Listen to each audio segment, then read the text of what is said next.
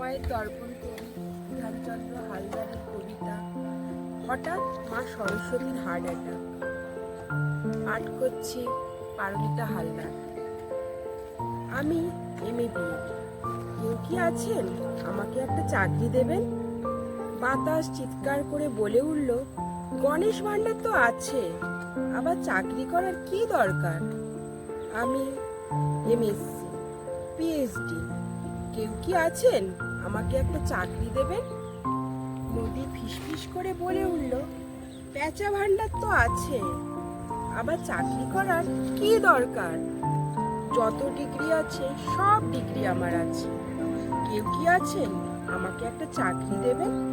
শূন্য মাঠ ধুলো উড়িয়ে বলল, সরস্বতী মৃত, চাকরি ফাকরি করার কি দরকার আছে?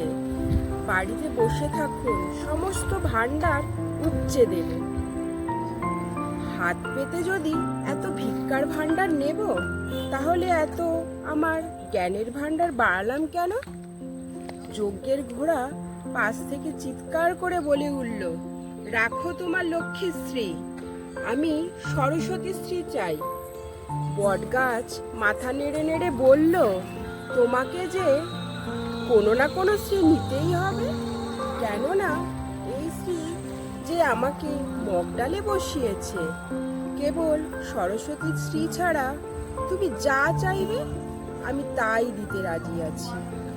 এই কথা শোনার পর সরস্বতী হার্ট অ্যাটাক। সরস্বতী মৃত। একটু ভেবে দেখুন, সরস্বতীকে পায়ে মারিয়ে যেন তেন প্রকারে লক্ষ্মীর আঁচল ধরে টানাটানি করে কি লাভ? নিজের পায়ে নিজেরা কুড়ুল মারছি না তো? যে ডালে দোল খাচ্ছি সেই ডাল কেটে ফেলছি না তো? যেদিন আমার আপনার ভান্ডার থেকে খুচরো পয়সা বেরিয়ে পড়বে, সেই দিন ভান্ডারের মায়াজাল বুঝতে পারবেন। কারণ আমার আপনার সন্তান ভান্ডারের ভেতরে মুখ ঢুকিয়ে মুখ দিয়ে রক্ত বের করছে।